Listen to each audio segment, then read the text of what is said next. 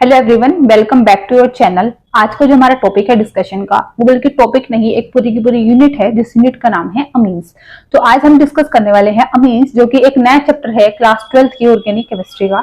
अब तक हमने 3 चैप्टर डिस्कस कर लिए हैं क्लास 12th की ऑर्गेनिक केमिस्ट्री के। नंबर 1 हमने किया था हेलो एल्केन्स एंड हेलोइन्स, सेकंड हमने किया था alcohols, phenols and ethers, third हमने किया था aldehyde, ketones and carboxylic acids, और आज हमने 4 चैप्टर स्टार्ट कर दिया है, जिसका नाम क्या है, अमीन्स। तो आज हम अमीन्स को डिस्कस करने वाले हैं। तो जैसे कि आप लोग वीडियोस देखते हैं, तो एक चीज हमने नोटिस की होगी वीडियोस के दौरान, क्या नोटिस किया होगा कि अगर हम किसी भी चैप्टर को उठाते हैं तो उसको कंप्लीटली डिटेल में डिस्कस किया जाता है। ऐसे ही अमीन्स को आज हम पूरा कंप्लीट डिस्कस करेंगे, इसका कंप्लीट डिस्कशन करेंगे, जिसमें कि हम इसके स्ट्रक्चर, इसकी फिजिकल प्रॉपर्टीज, केमिकल रिएक्शंस, इसकी केमिकल रिएक्टिविटी क्या होती है, melting point, boiling point, solubility, इन सब के बारे में पढ़ेंगे। तो स्टार्ट करते हैं अपने नए चैप्टर को, जिसका नाम है अमीन्स। तो सबसे पहले तो अमीन्स से आप क्या समझते हैं, क्योंकि हमने कई बार सुना होता है अमोनिया। क्या सुना होता है? अमोनिया। और अमोनिया क्या होता है आपका? NH3। क्या होता है? Ammonia NH3। बट आप बोलोगे कि ठीक है, अमोनिया तो हम सुनते हैं, बट अमीन्स क्या होते हैं? तो अगर आपने अमोनिया सुना है तो डरने की कोई जरूरत नहीं है, क्योंकि अमोनिया के ही डेरिवेटिव्स कौन होते हैं? अमीन्स होते हैं। तो जो अमोनिया के डेरिवेटिव्स होते हैं, दे आर कॉल्ड अमीन्स। अब कैसे होते हैं? अगर हम लिखते हैं अमोनिया, जिसका फॉर्मूला होता है मॉलिक्यूलर फॉर्मूला NH3। क्या होता है? NH3। तो NH3 में से अगर आप एक हाइड्रोजन को रिप्लेस कर देते हो, क्या कर देते हो? एक हाइड्रोजन को हटा देते हो और इसकी बजाय कोई R ग्रुप लगा देते हो। क्या लगा देते हो? कोई R ग्रुप लगा देते हो। तो यहां से जो हमें मिलेगा वो क्या मिलेगा? एक अमीन मिलेगा। तो क्या मिलेगा? ये अमीन। तो इसी को बोला जाता है अमीन। हमने क्या लिया है? अमोनिया। और अमोनिया में से हम हाइड्रोजन को हटा के किसी R ग्रुप को लगाते हैं, वो होते हैं हमारे अमीन्स। अब R ग्रुप क्या होते हैं? क्वेश्चन ये आता है कि क्या R ग्रुप आपके एल्काइल ही होंगे या एराइल ही होंगे? तो R can be your alkyl as well as aryl group. R को आप चाहे तो एल्काइल ग्रुप ले लो, चाहे आप एराइल ग्रुप ले लो, उससे कुछ फर्क नहीं पड़ेगा, तब भी आपका ये जो प्रोडक्ट है वो क्या निकलेगा? अमीन ही निकलेगा। दूसरा क्वेश्चन जो आता है कि क्या हम अमोनिया में से सिर्फ एक ही हाइड्रोजन को रिप्लेस कर सकते हैं? तो नहीं, आप अमोनिया में से 3 के तीनों हाइड्रोजन को रिप्लेस करके 3 R ग्रुप्स को लगा सकते हो, तब भी आपको जो अपना प्रोडक्ट मिलेगा वो क्या मिलने वाला है? अमीन ही मिलने वाला है। एग्जाम्पल हम देख लेते हैं। जैसे हमारे पास है NH3 में से मैंने एक हाइड्रोजन हटाया, इसके बजाय क्या लगा दिया है? एक मिथाइल ग्रुप। क्या लगा दिया है? एक मिथाइल ग्रुप लगा दिया है, जो हो जाता है CH3NH2। तो ये क्या है? एक अमीन ही है। अब दूसरा एग्जांपल है कि NH3 में से आप 2 हाइड्रोजन को हटा दो और उसकी बजाय 2 R ग्रुप लगा दो। 2 R ग्रुप भी मैं क्या ले लेती हूँ? एक R में ले लेती हूँ CH3, दूसरा मैं ले लेती हूँ R' जो कि है C2H5। तो प्रोडक्ट जो मेरा बनेगा वो क्या बनेगा? नाइट्रोजन पे एक तरफ CH3, एक तरफ C2H5 और एक तरफ H। तो अभी भी ये क्या है? एक अमीन ही है। अब क्या करते हैं कि हम NH3 में से तीनों के तीनों हाइड्रोजन को हटा देते हैं और उसकी बजाय ना 3 R ग्रुप्स लगा देते हैं। तो क्या आ जाएगा? NR3। तो अभी भी ये आपका क्या है? एक अमीन ही है। तो समझ आई अमीन की डेफिनेशन। अमीन्स क्या होते हैं? अमीन्स वो होते हैं जब आप अमोनिया में से एक या एक से ज्यादा हाइड्रोजन को हटा के उसकी बजाय नंबर ऑफ R ग्रुप्स को अटैच कर देते हो, तो वहां से क्या बन जाता है? अमीन्स बन जाता है। अब number of R groups depend करेगा उस सिचुएशन पे कि आपने हाइड्रोजन कितने हटाए हैं। अगर आप एक हाइड्रोजन को हटाते हो तो आप एक R ग्रुप लगाओगे, 2 हाइड्रोजन को हटाओगे तो 2 R ग्रुप, 3 को हटाओगे तो 3 R ग्रुप। समझने वाली बात यह है कि आप तीनों के तीनों हाइड्रोजन को अगर रिप्लेस कर देते हो 3 R ग्रुप से, तब भी आपका क्या रहता है? अमीन ही रहता है। अब ये तो हमने समझा कि अमीन्स होते क्या हैं। क्या होते हैं वो? डेरिवेटिव्स होते हैं अमोनिया के। अब क्वेश्चन ये आता है कि क्या अमीन का यूज होता है हमारी डे टू डे लाइफ में? तो बिल्कुल होता है। जैसे हमने अब तक जितने भी चैप्टर्स पढ़े ऑर्गेनिक केमिस्ट्री के, हमने वहां पे एक चीज देखी है कि जितने भी आपके ऑर्गेनिक कंपाउंड्स है, उनकी वाइड एप्लीकेशन है आपकी डे टू डे लाइफ में। ऐसे ही अमोनिया की भी एक वाइड एप्लीकेशन है हमारी डे टू डे लाइफ में। नेचर में आपको मिल जाते हैं प्रोटीन्स की फॉर्म में, अमीनो एसिड्स की फॉर्म में। बट अगर आप पूछना चाहते हैं कि क्या आप इनको सिंथेसाइज भी कर सकते हैं, तो बिल्कुल कर सकते हैं। आप इनको लैब के अंदर सिंथेसाइज भी कर सकते हैं। और आप अगर इनको लैब में सिंथेसाइज करोगे तो उसका एग्जांपल है एक डाई के स्टफ्स। जो आप कपड़ों पे डाई कराते हो, ठीक है, डाइस्टर्स जो होते हैं हमारे, उनके अंदर भी आपको अमीन्स मिलते हैं। अमीन्स आपको ड्रग्स के अंदर भी मिलते हैं। ऐसे आपके पास नंबर ऑफ ड्रग्स है जिनके अंदर आपको अमीन्स मिल जाते हैं इन दी वन और इन दी अनदर फॉर्म। जैसे कि बहुत सारी ऐसे ड्रग्स हैं जो कि हाई ब्लड प्रेशर के लिए या हाई बीपी के लिए यूज किए जाते हैं, उनके अंदर भी आपको अमीन्स मिल जाते हैं। बहुत सारे डेंटिस्ट ऐसे होते हैं वो भी अमीन्स के बने ड्रग को यूज करते हैं। ठीक है, तो अमीन्स को हमने क्या देखा, अमीन्स के बारे में हमने क्या देखा कि अमीन्स की भी एक वाइड एप्लीकेशन है हमारे डे टू डे लाइफ में। मतलब कि नंबर ऑफ एग्जांपल्स हैं जिनसे हम प्रूव कर सकते हैं कि अमीन्स हमारे लिए कितना यूजफुल है और कितनी इसकी वाइड एप्लीकेशन है। ठीक है, तो ये बात होती है अमीन्स की। अब कुछ स्पेसिफिक ड्रग्स के नेम भी है जो एनसीईआरटी में गिवन है। अगर आपकी इच्छा है तो आप उनको याद कर सकते हो, अदरवाइज कोई जरूरत नहीं है। बस आपको पता होना चाहिए कि इनकी वाइड एप्लीकेशन कहाँ कहाँ आपको देखने के लिए मिलती है। अब हम ये तो अभी हमने एक आर ग्रुप्स लिए, ठीक है। अभी हम क्या करेंगे, हम देखते हैं कि जो अमीन्स होते हैं वो बेसिकली अगर आप अमीन्स को क्लासिफाई करते हो तो आप उसको कैसे क्लासिफाई करोगे। आप क्लासिफाई करोगे कि एक तो आप एल्काइल अमीन्स बनाओगे और एक आप क्या बना दोगे, अराइल अमीन्स बना दोगे, है ना। तो उसको हम समझ लेते हैं कि ये एल्काइल अमीन्स क्या है और ये अराइल अमीन्स आपके क्या है।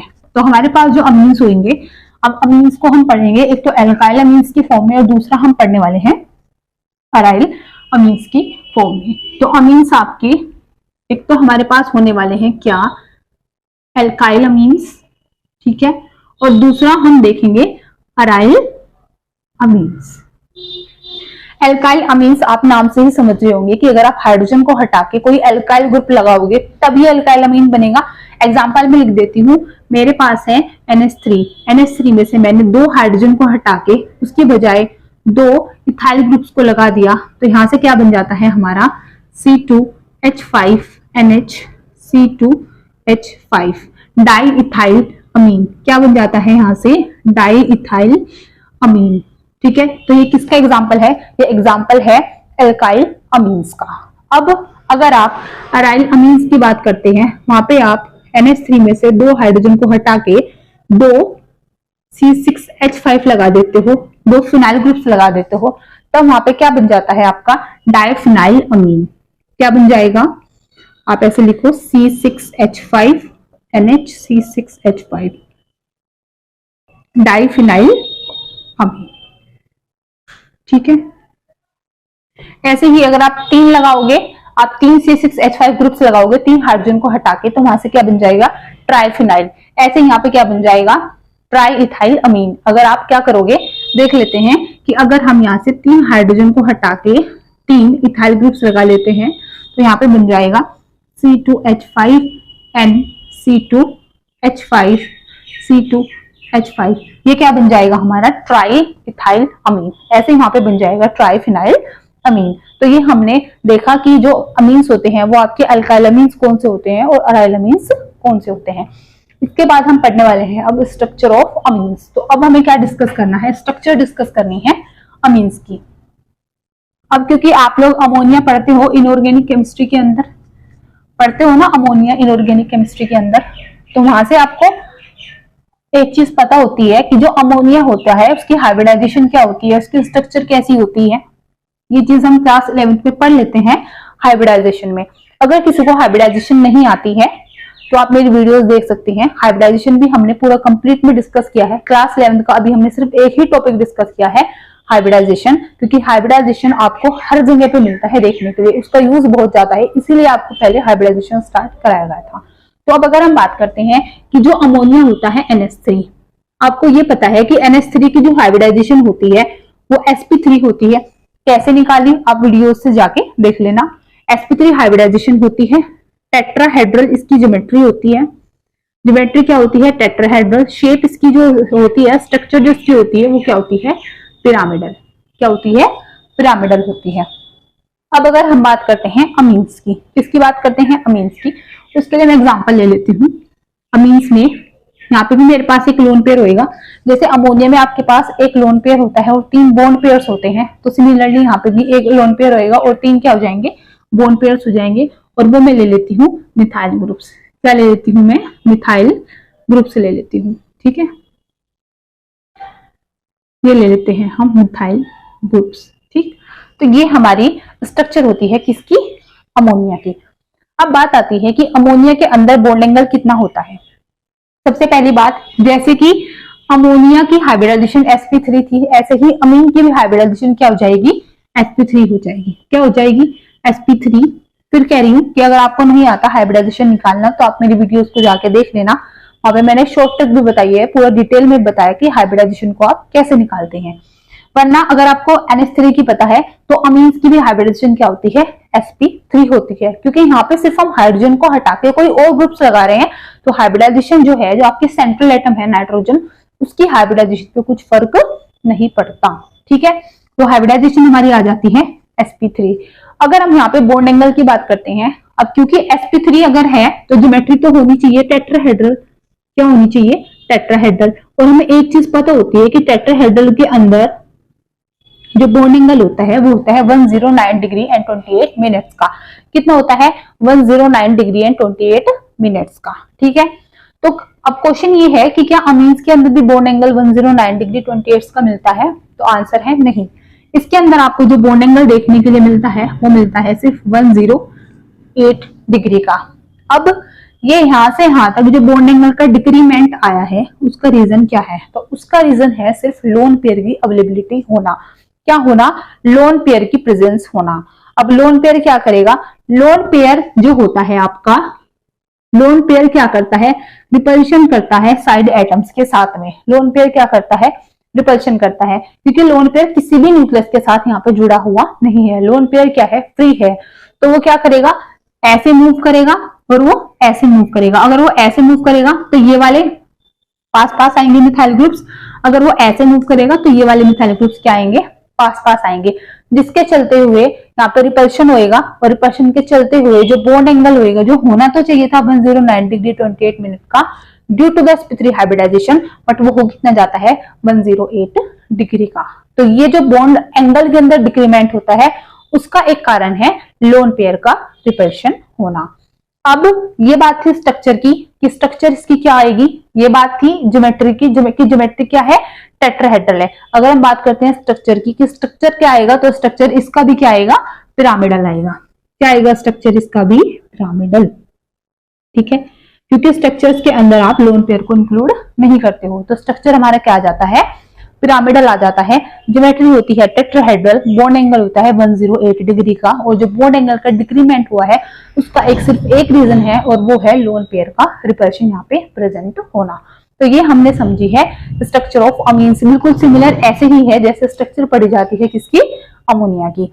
अब हम डिस्कस कर लेते हैं कि अमीन्स को आप कैसे क्लासिफाई करते हो on the basis of their degree, कि वो प्राइमरी है, वो सेकेंडरी है, या फिर वो टर्शरी है। ठीक है, तो किस बेसिस पे आप उसको क्लासिफाई करते हो। स्ट्रक्चर हमने समझा, अब जो हम समझने वाले हैं वो समझने वाले हैं क्लासिफिकेशन। तो किसका क्लासिफिकेशन देख रहे हैं हम, अमीन्स का। तो classification of amines on the basis कि वो प्राइमरी है, वो सेकेंडरी है, या फिर वो टर्शरी है। ठीक है, तो कैसे समझेंगे, सबसे पहले हम लिख देते हैं NH3। क्या लिख देते हैं हम, NH3। अब एक चीज समझेंगे कि अगर NH3 में से मैं एक हाइड्रोजन को हटा के कोई एक R ग्रुप लगा दो, कोई एक R ग्रुप लगा दो, इसको मैं लिख लेती हूँ बेसिकली R1। फिर अब मैं NH3 में से दो हाइड्रोजन को हटा के दो R ग्रुप्स लगा दूं, जो कि एक R1 है और एक क्या है, R2 है। अब मैं NH3 में से तीनों हाइड्रोजन को हटा के तीन R ग्रुप्स लगा दूं, जो कि क्या है, R1 है, R2 है, एंड आपका क्या है, वो R3 है। तो अब हम इनको क्लासिफाई करते हैं कि कौन सा प्राइमरी है, कौन सा सेकेंडरी है, एंड कौन सा आपका टर्शरी है। तो अगर आप अमोनिया में से एक हाइड्रोजन को हटा के सिर्फ एक R ग्रुप को लेके आते हो, तो वो आपका होता है प्राइमरी अमीन्स। क्या होते हैं वो, प्राइमरी, या मैं बोलूं 1 डिग्री अमीन्स। क्या होते हैं ये, प्राइमरी होते हैं, और आपके होते हैं जी ये 1 डिग्री अमीन्स। अगर आप अमोनिया में से दो हाइड्रोजन को हटा के दो R ग्रुप्स को लेके आते हो, तो वो आपके क्या होते हैं, सेकेंडरी अमीन्स। क्या होते हैं वो, सेकेंडरी अमीन्स, और आप उनको बोलते हो 2 डिग्री भी। ठीक है, अगर आप अमोनिया में से तीनों हाइड्रोजन को हटा के तीन R ग्रुप्स को लेके आते हो, तो जो अमीन्स बनते हैं वो आपके बनते हैं टर्शरी अमीन्स। क्या बनते हैं, टर्शरी अमीन्स बनते हैं, और जिसको आप बोलते हो 3 डिग्री, क्या बोलते हो, 3 डिग्री भी। एक तो आपके पास ये है वे कि आप हाइड्रोजन देखो कितने रिप्लेस हुए हैं R ग्रुप से, अब तब बता दो। दूसरा ये है कि अगर आपके पास एक से ज्यादा हाइड्रोजन एटम अटैच है तो वो क्या है, 1 डिग्री अमीन है। सिर्फ अगर एक हाइड्रोजन आपके पास अटैच है तो वो 2 डिग्री अमीन है। अगर कोई भी हाइड्रोजन डायरेक्टली नाइट्रोजन से अटैच नहीं है तो वो फिर आपका 3 डिग्री अमीन्स है। तो आप ऐसे क्लासिफाई कर सकते हो अमीन्स को ऑन द बेसिस कि whether they are primary, they are secondary और दे आर टर्शियरी अमीन्स। तो ये हमने एक क्लासिफिकेशन पढ़ा है जो बड़ा ही सिंपल था, किसका, अमीन्स का। इतना करते हैं हम आज वाली वीडियो में, क्योंकि आज हमने सिर्फ इसका एक इंट्रो किया है, एक इंट्रोडक्शन किया है हमने अपने चैप्टर अमीन्स का। इसके बाद अब जो आगे नेक्स्ट वीडियो आएगी, जो नेक्स्ट पार्ट आएगा अमीन्स का, उसमें हम मेथड्स ऑफ प्रिपरेशन समझेंगे अमीन्स के। मेथड्स ऑफ प्रिपरेशन के बाद फिर हम उसकी फिजिकल प्रॉपर्टीज को करेंगे और उसके बाद हम केमिकल रिएक्शंस को करेंगे। अमीन्स इतना बड़ा चैप्टर नहीं है तो इसकी 12 या कोई 13 पार्ट नहीं आएंगे, ये मैक्सिमम 4 to 5 पार्ट्स के अंदर आपका चैप्टर कंप्लीट हो जाएगा। चैप्टर की इक्वल इंपॉर्टेंस है क्योंकि इसके अंदर काफी इंपॉर्टेंट नेम रिएक्शंस है, जैसे आपकी कार्बोलमीन, होफमैन ब्रोमाइड रिएक्शन है, ठीक है, गैब्रियल थैलामाइड रिएक्शंस है।